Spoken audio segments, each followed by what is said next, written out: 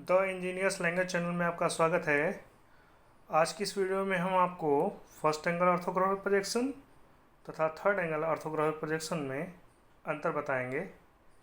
या तो ये कह सकते हैं कि प्रथम कोणीय प्रक्षेप या तृतीय कोणीय प्रक्षेप में डिफरेंस बताने वाले हैं। जैसा कि आप सभी जानते हैं कि इस भाग को हम प्रथम चतुर्थांश या फर्स्ट क्वाड्रेंट, इस वाले हिस्से को द्वितीय चतुर्थांश या सेकेंड क्वाड्रेंट, ये वाला हिस्सा तृतीय चतुर्थांश या थर्ड क्वाड्रेंट, और आखिरी ये वाला भाग चतुर्थ चतुर्थांश या तो फोर्थ क्वाड्रेंट कहलाता है। इंजीनियरिंग ड्राइंग में हम इसे फर्स्ट एंगल की स्थिति, इसे सेकेंड एंगल की स्थिति, इसे थर्ड एंगल की स्थिति और इसे फोर्थ एंगल की स्थिति कहते हैं। और अभी आपको जो ये प्लस टाइप का निशान दिखाई दे रहा है, ये दरअसल ऊर्ध्वाधर तल और क्षैतिज तल के प्रक्षेप होते हैं, जैसे HP और VP भी कहते हैं। अगर मैं आपको अब इसे दिखाऊं तो ऊर्ध्वाधर तल की स्थिति, ये जो ऊर्ध्वाधर तल है, ऊर्ध्वाधर स्थिति में, इसलिए उसको ऊर्ध्वाधर तल कहते हैं या वर्टिकल प्लेन या VP भी कहते हैं। और ये जो आपको क्षैतिज स्थिति में दिखाई दे रहा है, इसको क्षैतिज तल या हॉरिजॉन्टल प्लेन कहते हैं। और इसका जब आप लंबकोणीय प्रक्षेप इस टाइप से इधर से लेंगे तो इसका प्रक्षेप कुछ ये प्लस तरह की आकृति बनती है। तो अगर मैं इसे ड्राइंग में बनवाना चाहूँ तो कुछ इस टाइप से बनाऊँगा। क्षैतिज से 45 डिग्री के एंगल पे इसे झुका दिया जाएगा। तो ऊर्ध्वाधर स्थिति में जो रहेगा उसको वर्टिकल प्लेन, और जो क्षैतिज स्थिति में रहेगा उसको हॉरिजॉन्टल प्लेन कहेंगे। तो इसे थोड़ा ड्राइंग में सही से बना लेते हैं। जैसा कि आप देख पा रहे होंगे कि मैंने यहाँ पर हॉरिजॉन्टल प्लेन या क्षैतिज तल, जिसे शॉर्ट में HP कहते हैं, और यहाँ पे ये वर्टिकल प्लेन या ऊर्ध्वाधर तल, जिसे हम शॉर्ट में VP कहते हैं, को दर्शा दिया है। इंजीनियरिंग ड्राइंग में ये फर्स्ट एंगल की स्थिति, ये सेकेंड एंगल की स्थिति, ये थर्ड एंगल की स्थिति और ये फोर्थ एंगल की स्थिति होती है। मैं आपको बताता चलूँ, किसी भी वस्तु का प्रक्षेप प्राप्त करने के लिए 3 मूलभूत चीज़ों की आवश्यकता पड़ती है। पहला, वस्तु जिसका हमें प्रक्षेप खींचना है। दूसरा, दर्शक जो उस वस्तु को देखेगा या उसका प्रक्षेप प्राप्त करेगा। और तीसरा, तल जिस पर कि वस्तु के प्रक्षेप को प्राप्त किया जाएगा। ये ड्राइंग जो आप देख पा रहे होंगे, दरअसल मैंने इसे बनाने की कोशिश की है। ये हॉरिजॉन्टल प्लेन था और ये वर्टिकल प्लेन था, क्योंकि ये वर्टिकल ऊर्ध्वाधर स्थिति में है और ये क्षैतिज स्थिति में है। मैं आपको एक चीज़ और बता दूं कि वर्टिकल प्लेन और हॉरिजॉन्टल प्लेन जब आपस में मिलते हैं तो एक रेखा का निर्माण करते हैं, जो आप देख पा रहे होंगे यहाँ पे एक रेखा बन रही है। इसे ड्राइंग की भाषा में हम संदर्भ रेखा या रेफरेंस लाइन कहते हैं, और इसे XY से डिनोट किया जाता है। जैसे मैंने यहाँ पे प्रदर्शित किया है, ये XY रेखा है। ये वर्टिकल प्लेन और हॉरिजॉन्टल प्लेन आपस में मिल रहे हैं तो ये रेखा निर्मित हो रही है। इसे ही संदर्भ रेखा या रेफरेंस लाइन कहते हैं। इंजीनियरिंग ड्राइंग में किसी भी वस्तु का प्रक्षेप प्राप्त करने के लिए दर्शक या प्रेक्षक का पथ जो है वो निर्धारित है। ये कुछ इस प्रकार से होता है। इसका सेंस ये है कि अगर इस वस्तु का अगर फ्रंट व्यू लेना है, इधर सामने से व्यू लेना है, सम्मुख दृश्य, तो प्रेक्षक यहाँ स्थित होगा, यहाँ से इसके प्रक्षेप को प्राप्त करेगा और उसका प्रक्षेप इस तल पर प्राप्त होगा।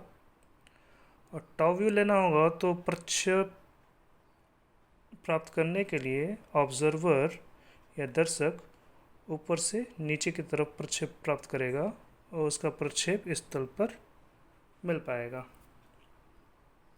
ठीक इसी प्रकार से अगर थर्ड एंगल में वस्तु रखी हुई है तो उसके फ्रंट व्यू को प्रेक्षक इधर से प्राप्त करेगा इस तल पे, और टॉप व्यू को प्राप्त करने के लिए या ऊपर दृश्य को प्राप्त करने के लिए प्रेक्षक यहाँ होगा और वस्तु को यहाँ से देखेगा और उसका प्रक्षेप इस तल पे प्राप्त हो जाएगा।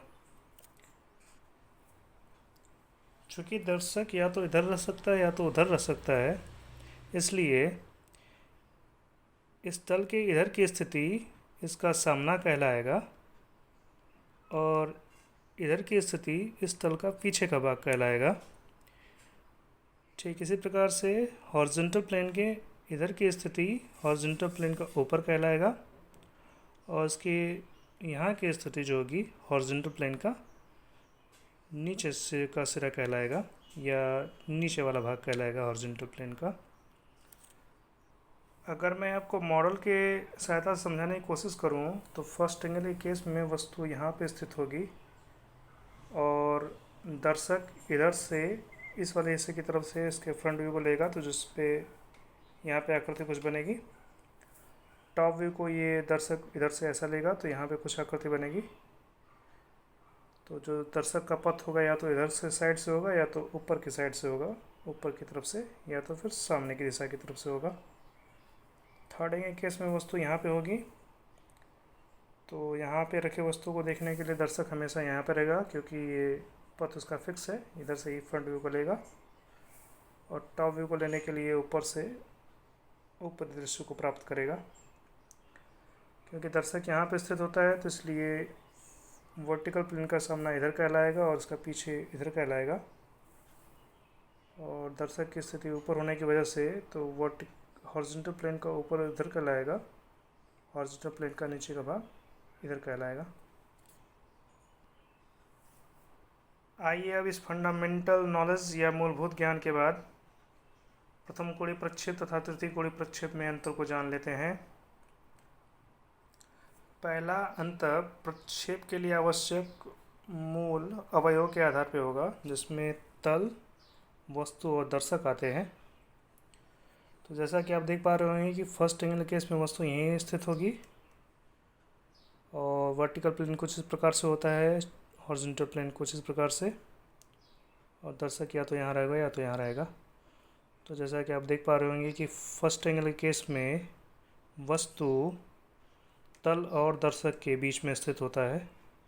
इधर दर्शक होगा, इधर तल होगा, बीच में वस्तु होगी। या तो टॉप व्यू ले रहे हैं तब पर भी वस्तु बीच में आएगा, किसके किसके, दर्शक और तल के बीच में।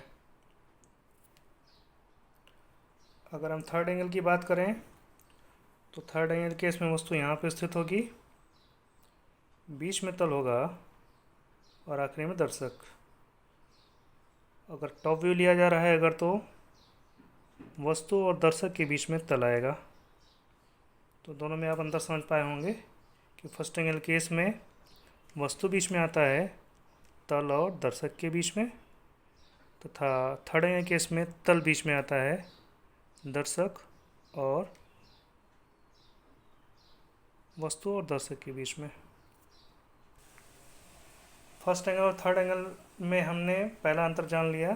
फर्स्ट एंगल में वस्तु दर्शक तथा तल के बीच में आता है और थर्ड एंगल में तल जो है वस्तु और दर्शक के बीच में स्थित होता है।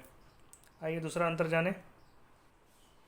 फर्स्ट एंगल केस में वस्तु वीपी या वर्टिकल प्लेन के सामने तथा हॉरिजॉन्टल प्लेन के ऊपर स्थित होता है, जबकि थर्ड एंगल में वस्तु वीपी या वर्टिकल के तल के पीछे तथा एसपी या हॉरिजॉन्टल प्लेन के नीचे स्थित होता है।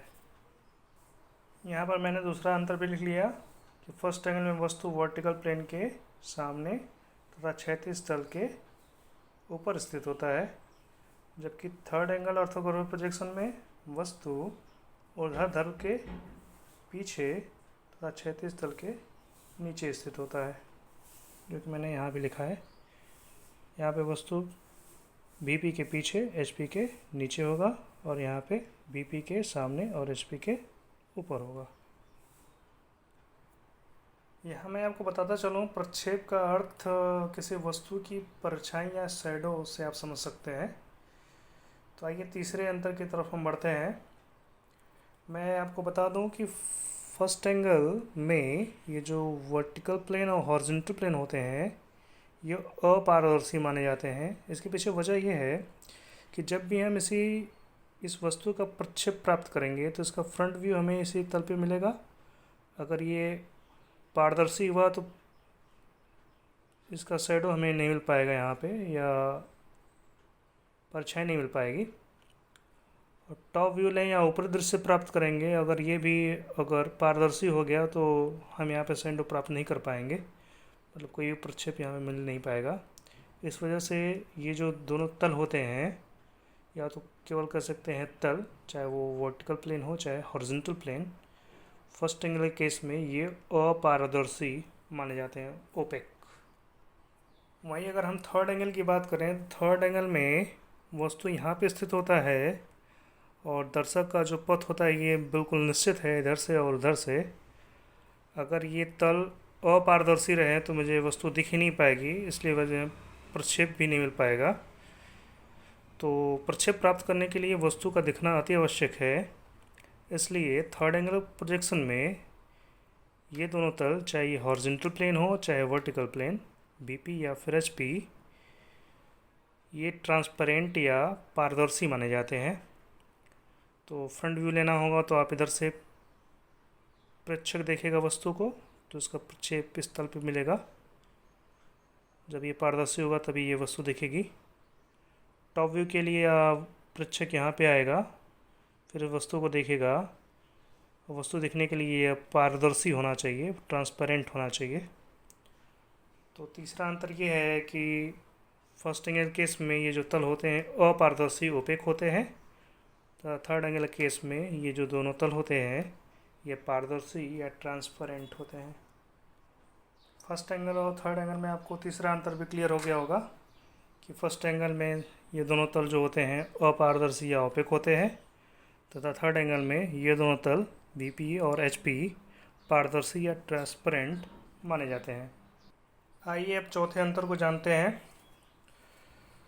फर्स्ट एंगल में वस्तु को अगर इधर से फ्रंट व्यू लिया जाए या सम्मुख दृश्य को लिया जाए तो इसका प्रक्षेप इस सतह पे मिलेगा, मतलब वर्टिकल प्लेन पे मिलेगा।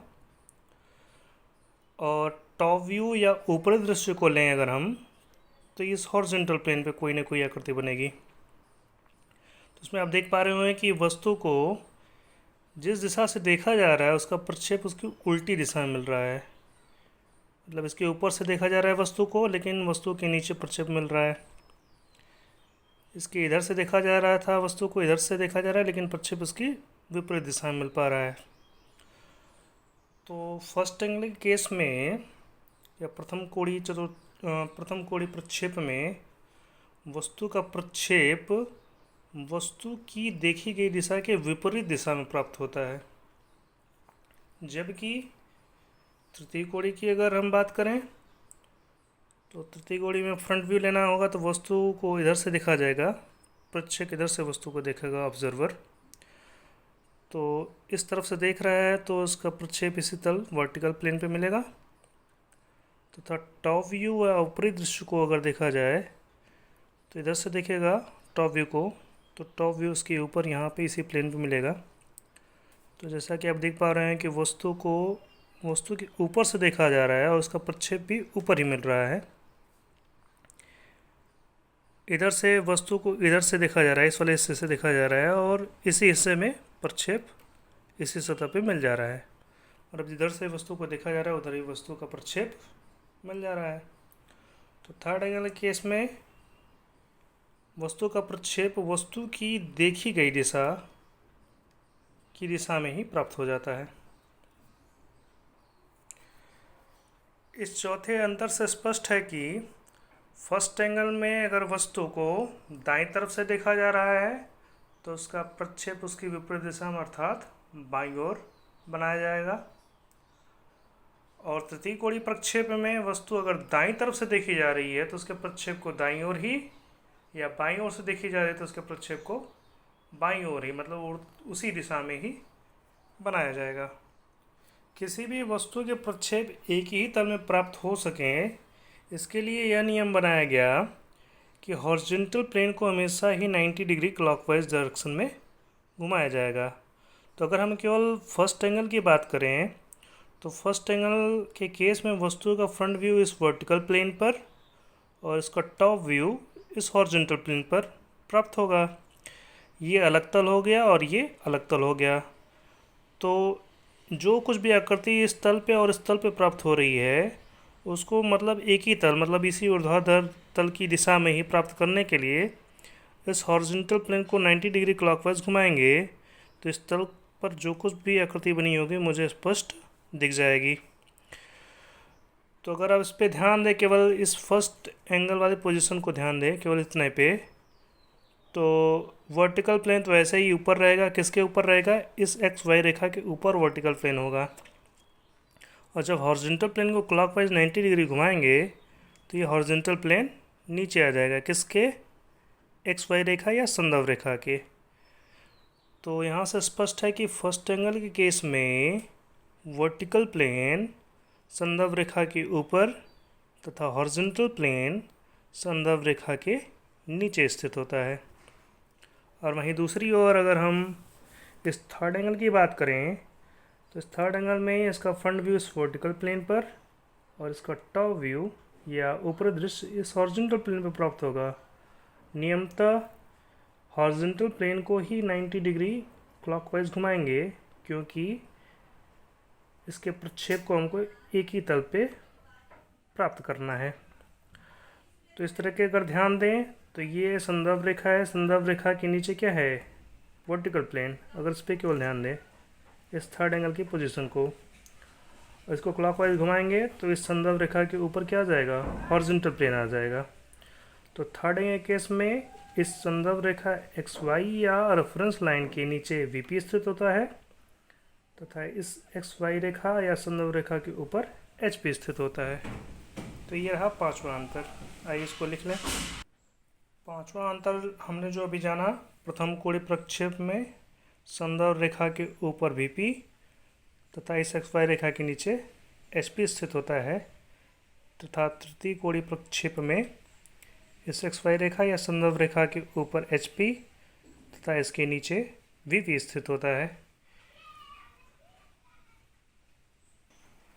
कुछ महत्वपूर्ण बातें मैं आपको और बताता चलूँ। किसी भी ऑर्थोग्राफिक प्रोजेक्शन में, चाहे वो फर्स्ट एंगल प्रोजेक्शन हो चाहे थर्ड एंगल प्रोजेक्शन, किसी भी वस्तु का फ्रंट व्यू या एलिवेशन सदैव वर्टिकल प्लेन पर या वीपी पर प्राप्त होता है तथा वस्तु का टॉप व्यू या प्लान सदैव हॉरिजॉन्टल प्लेन पर प्राप्त होता है। अर्थात प्रथम कोणीय प्रक्षेप में वीपी या वर्टिकल प्लेन एक्स वाई रेखा के ऊपर स्थित होने की वजह से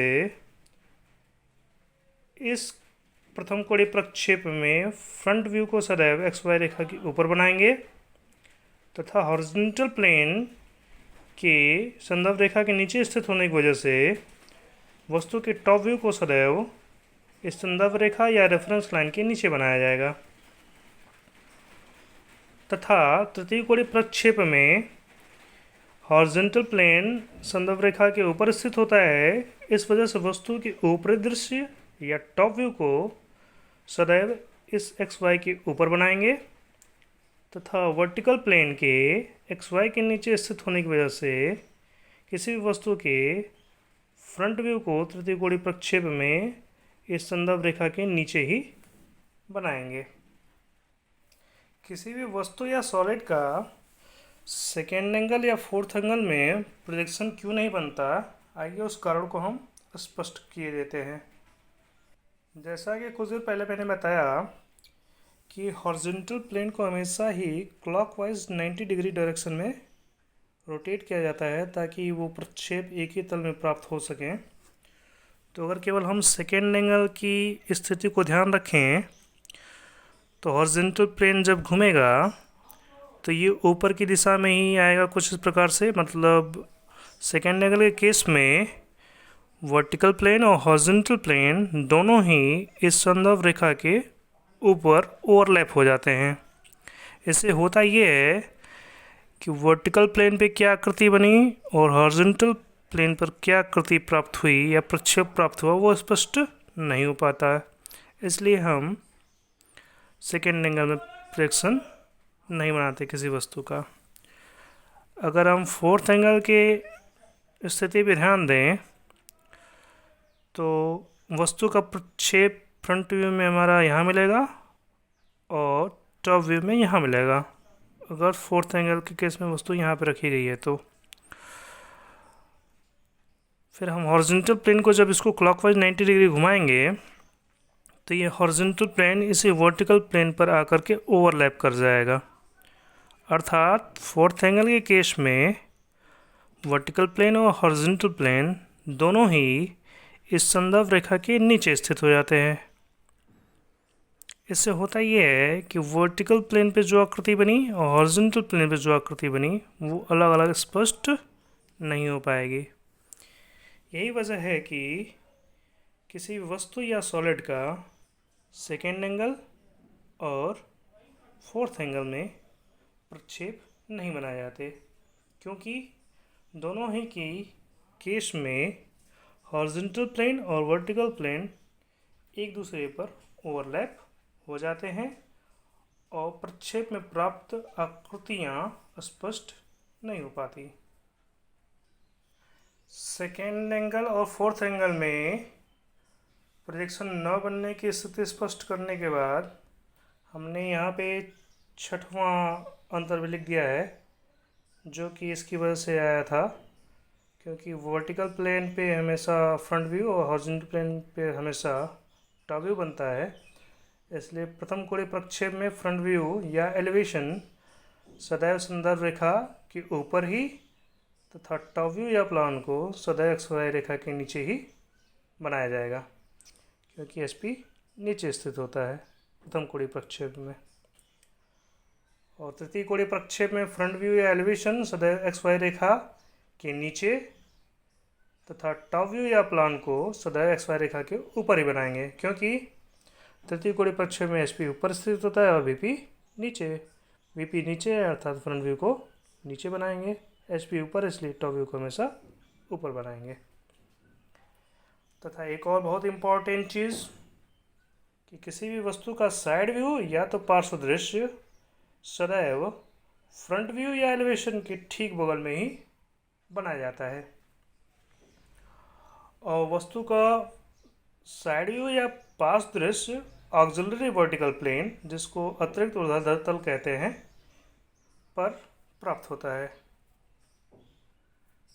मुझे उम्मीद है कि मेरे बताए गए तरीके से आपको फर्स्ट एंगल ऑर्थोग्राफिक प्रोजेक्शन और थर्ड एंगल ऑर्थोग्राफिक प्रोजेक्शन में जो अंतर है वो स्पष्ट हो गया होगा और जहाँ तक याद भी हो गया होगा, तथा कुछ जो महत्वपूर्ण बातें थी उसका भी मैंने इसमें जिक्र कर रखा है।